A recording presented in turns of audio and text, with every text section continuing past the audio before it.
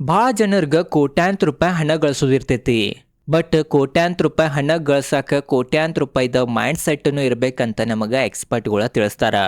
ಅದ ಕಾರಣ ಇವತ್ತಿನ ಈ ವಿಡಿಯೋನಾಗ ನಾವು ಯಾವ ಥರ ನಮ್ಮ ಸಾಮಾನ್ಯ ಮೈಂಡ್ ಸೆಟ್ ಐತಿ ಅದನ್ನು ಕೋಟ್ಯಾಂತರ ರೂಪಾಯಿ ಮೈಂಡ್ ಸೆಟ್ ಆಗಿ ಚೇಂಜ್ ಮಾಡ್ಬೋದ, ಅಥವಾ ಕೋಟ್ಯಾಧಿಪತಿ ಏನು ವ್ಯಕ್ತಿಗಳು ಇರ್ತಾರ, ಬಿಲಿಯನಿಯರ್ಸ್ ಅದು ಏನು ಅಂತೇವೆ ನಾವು, ಅವ್ರದ್ದು ಮೈಂಡ್ ಸೆಟ್ ಯಾವ ಥರ ಇರ್ತೈತಿ, ಯಾಕೆ ಅವ್ರದ್ದು ಮೈಂಡ್ ಸೆಟ್ ಚೇಂಜ್ ಇರ್ತೈತಿ, ಅದರಿಂದ ಅವ್ರು ಆ ಲೆವೆಲ್ ತಲುಪಿರ್ತಾರಂತ ಅದ್ರ ಬಗ್ಗೆನ ಡೀಟೇಲ್ದಾಗ ಸರಳವಾಗಿ ಇವತ್ತಿನ ಈ ವಿಡಿಯೋನಾಗ ನಾವು ತಿಳ್ಕೊಂಡು ನೋಡ್ರಿ. ಪ್ರಮುಖವಾಗಿ ಇವತ್ತಿನ ಈ ವಿಡಿಯೋನಾಗ ನಾವು ದ ಇಂಟೆಲಿಜೆಂಟ್ ಇನ್ವೆಸ್ಟರ್ ಏನು ಪುಸ್ತಕ ಐತಿ ಅದ್ರದನ್ನ ಸಮ್ಮರಿ ಬಗ್ಗೆ ಅಥವಾ ಅದ್ರನಾಗ ಏನು ಕೊಟ್ಟಾರ ಅದನ್ನು ನಾವು ಸರಳವಾಗಿ ಇವತ್ತಿನ ಈ ವಿಡಿಯೋನಾಗ ನಾವು ಸಾಮಾನ್ಯ ಭಾಷೆನಾಗ ತಿಳ್ಕೊಳ್ಳೋಣ. ಪ್ರಮುಖವಾಗಿ ಈ ಬುಕ್ಕನ್ನು ಬರೆದಿದ್ದ ಲೇಖಕರು ಯಾರಂತಂದ್ರೆ ಮಾರ್ಗನ್ ಹೌಸೆಲ್ ಅವರ. ಇವ್ರನ್ನ ಈ ಬುಕ್ಕನ್ನು ಬರೆದಿದ್ದಾರ. ಬೆಸ್ಟ್ ಸೆಲ್ಲರ್ನು ಸಹ ಐತ್ರಿ ಇದು ಪುಸ್ತಕ. ಅದ ಕಾರಣ ಈ ವಿಡಿಯೋನ ಸ್ಕಿಪ್ ಮಾಡೋದ ಫುಲ್ ವಿಡಿಯೋನ ನೋಡ್ರಿ.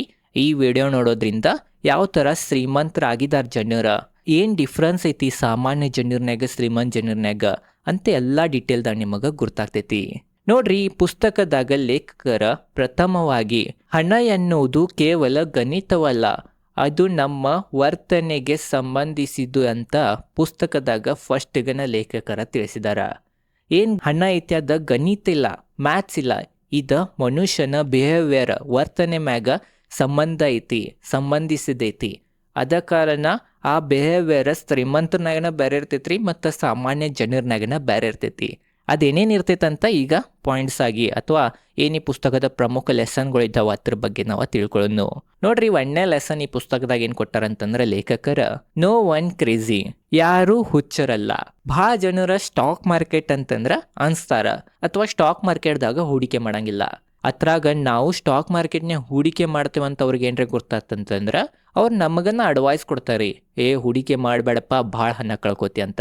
ಅದ ಕಾರಣ ಯಾವಾಗನು ಎಲ್ಲ ಜನರ ಸ್ಟಾಕ್ ಮಾರ್ಕೆಟ್ದಾಗನ ಹೂಡಿಕೆ ಮಾಡಂಗಿಲ್ಲ, ಅವ್ರವ್ರ ಬೇರೆ ಅಸೆಟ್ನಾಗ ಹೂಡಿಕೆ ಮಾಡ್ತಾರ. ಹತ್ರ ನಾವು ಉದಾಹರಣೆ ತಗೋಬೇಕಂತಂದ್ರೆ ಕೆಲವು ಜನ FDನಾಗ ಹೂಡಿಕೆ ಮಾಡ್ತಾರೆ, ಸ್ವಲ್ಪ ಜನ ಗೋಲ್ಡ್ನಾಗ ಹೂಡಿಕೆ ಮಾಡ್ತಾರೆ, ಸ್ವಲ್ಪ ಜನ ಮ್ಯೂಚುವಲ್ ಫಂಡ್ನಾಗ ಹೂಡಿಕೆ ಮಾಡ್ತಾರೆ, ಸ್ವಲ್ಪ ಜನ ಕ್ರಿಪ್ಟೋದಾಗನು ಹೂಡಿಕೆ ಮಾಡ್ತಾರೆ. ಅದ ಕಾರಣ ಇವ್ರೇನು ಎಲ್ಲರೂ ಹೂಡಿಕೆ ಮಾಡತ್ತಾರೆ, ಇವ್ರೆಲ್ಲಾನು ಶಾನ್ಯ ಅಥವಾ ಎಲ್ಲಾನು ಹುಚ್ಚನಕ ಬರಂಗಿಲ್ಲ.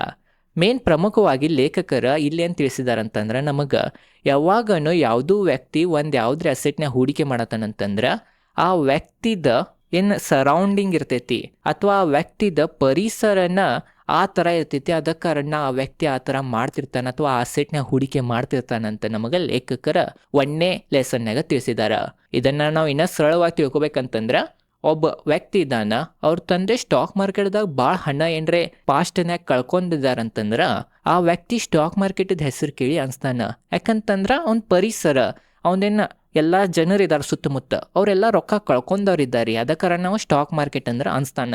ಅದ ಮತ್ತೊಬ್ಬ ವ್ಯಕ್ತಿ ಅವ್ರ ತಂದೆ ಸ್ಟಾಕ್ ಮಾರ್ಕೆಟ್ದಾಗ ಭಾಳ ಹಣ ಗಳಿಸಿ ಕೋಟ್ಯಾಂತರ ರೂಪಾಯಿ ಅವ್ರ ಕಡೆ ಹಣ ಇದ್ದಾವ. ಅದ ಕಾರಣ ಆ ವ್ಯಕ್ತಿ ಬಂದಂದ್ರೆ ಸ್ಟಾಕ್ ಮಾರ್ಕೆಟೇನ ಬೆಸ್ಟ್ ಅಂತಾನ.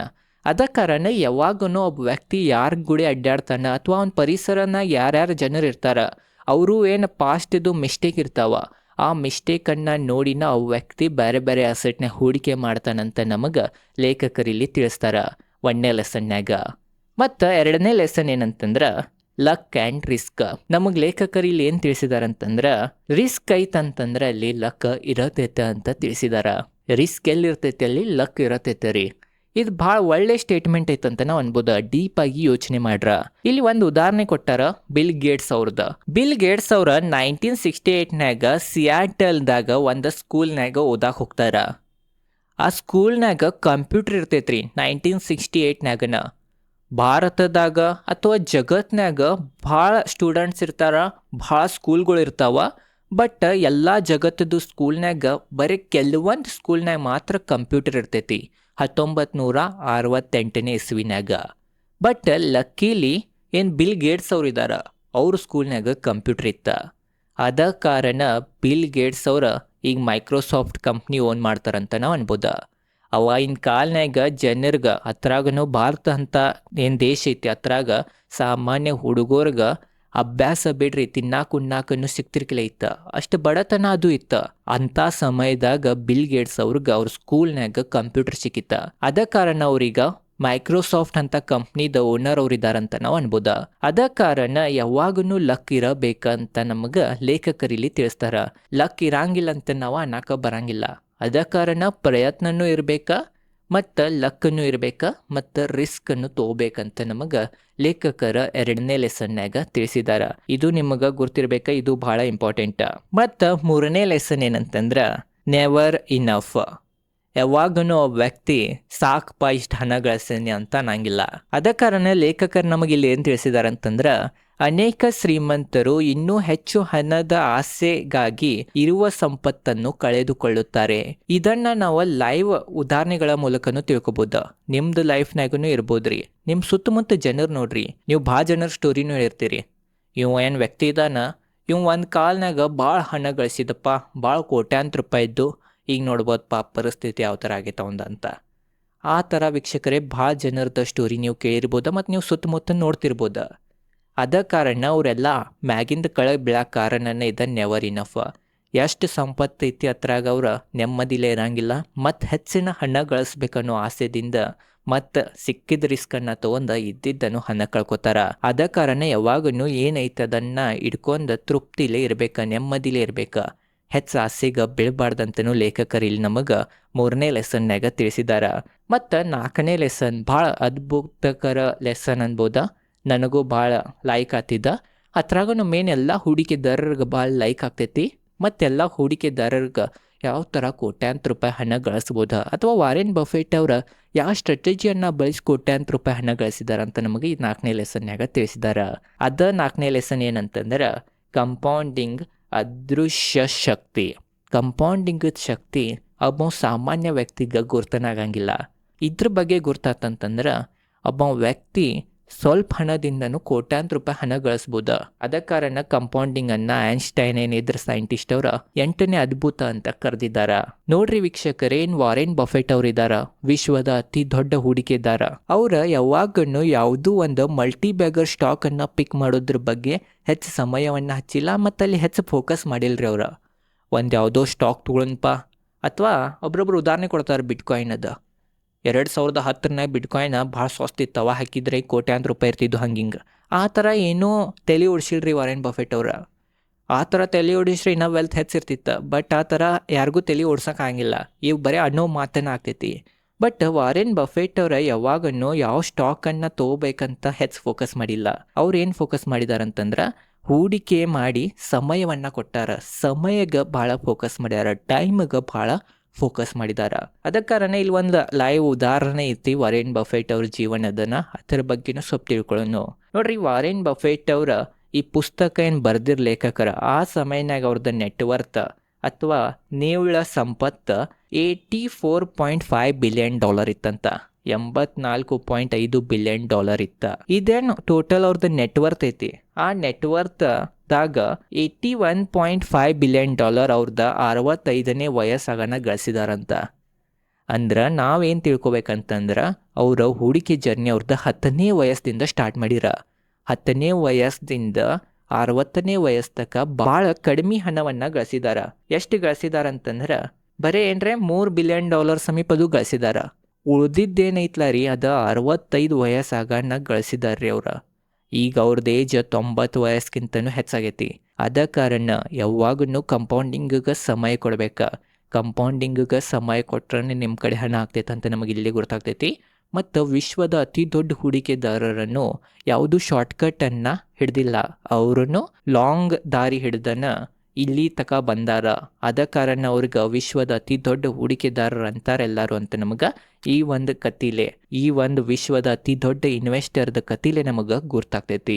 ಅತ್ರಾಗೂ ಮತ್ತೊಂದೇನು ಹೇಳಿದಾರಂತಂದ್ರೆ ಲೇಖಕರ, ನಮ್ಮ ಮೆದುಳು, ನಮ್ದೇನು ಮೆದುಳು ಐತಿ ಇದ ನೋಡ್ರಿ, ನಾ ಹೇಳತ್ತೀನಿ ನಿಮಗೆ ಸ್ಟಾರ್ಟಿಂಗ್ ಹೇಳಿದ್ನಿ, ಕೋಟ್ಯಾಂತರ ರೂಪಾಯಿ ಮೈಂಡ್ ಸೆಟ್ ಇಲ್ಲೇ ಬರ್ತೈತಿ. ನಮ್ದೇನು ಮೆದುಳು ಐತದ ಕಂಪೌಂಡಿಂಗನ್ನು ಅರ್ಥ ಮಾಡ್ಕೊಳಂಗಿಲ್ಲ ಅಥವಾ ಅರ್ಥ ಅದಕ್ಕೆ ಆಗಂಗಿಲ್ಲ. ಯಾಕೆ ನಮ್ಮ ಮೆದುಳು ಕಂಪೌಂಡಿಂಗ್ ಅಂತಂದ್ರೆ ಅರ್ಥ ಆಗಂಗಿಲ್ಲ, ಕಂಪೌಂಡಿಂಗ್ ಲೆಕ್ಕ ನಮ್ಮ ಮೆದುಳಿಗೆ ಯಾಕೆ ಅರ್ಥ ಆಗಂಗಿಲ್ಲ ಅಂತ ಇಲ್ಲಿ 1-2 ಉದಾಹರಣೆಲೆ ಕೊಟ್ಟಾರ. ಹತ್ರಲ್ಲೇ ತಿಳ್ಕೊಳ್ಳೋದು. ನೋಡ್ರಿ, ನಮ್ಮ ಮೆದುಳು ಯಾವಾಗನು 8+8+8+8 ಅಂತ ಗುರ್ತಾಗ್ತೈತಿ ನಮ್ಮ ಮೆದುಳಿಗೆ. ಬಟ್ ಅದ ಮೆದುಳು ಇದೇನೈತಿ ನನ್ನ ಮೆದುಳು ಅಥವಾ ನಿಮ್ಮದೇನು ಮೆದುಳು ಐತಿ, ಅದ ಮೆದುಳಿಗೆ 8 ಇಸ್ ಈಕ್ವಲ್ ಟು 4092 ಆಗ್ತೈತಂತ ನಮ್ಮ ಮೈಂಡ್ಗೆ ಗುರ್ತಾಗಿಲ್ಲ. ಅದ ಕಾರಣ ಕಂಪೌಂಡಿಂಗ್ ಈ ಥರ ಎಕ್ಸ್ಪೋನೆನ್ಷಿಯಲಿ ಗ್ರೋತ್ ಆಗ್ತೈತಿ.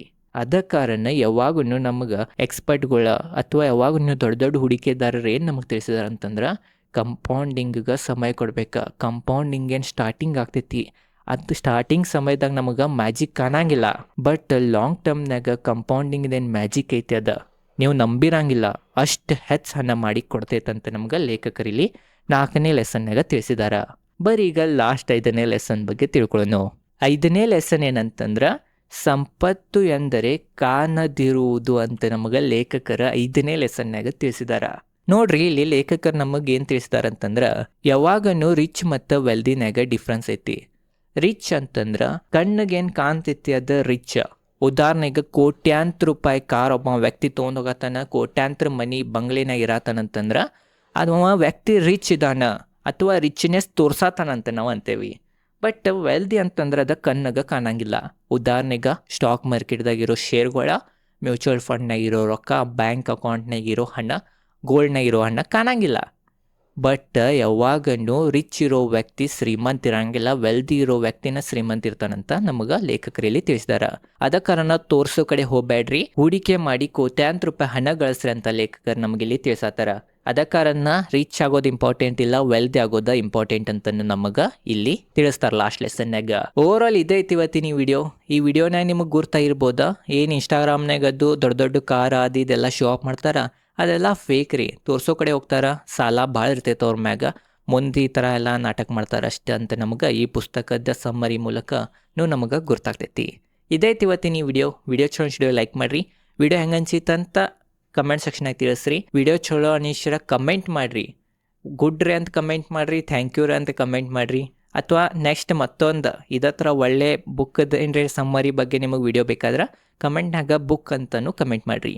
ಇದೇ ಥರ stock market related, finance related ಸರಳವಾಗಿ ಡೀಟೇಲ್ದಾಗ ಕನ್ನಡದಾಗ ವಿಡಿಯೋ ಮಾಡ್ತಿರ್ತೇನೆ. ಅದೇ ಕಾರಣ ಚಾನಲ್ಗೆ ಸಬ್ಸ್ಕ್ರೈಬ್ ಮಾಡಿರಿ, ವಿಡಿಯೋ ಚಲೋ ಲೈಕ್ ಮಾಡಿರಿ. ಧನ್ಯವಾದಗಳು.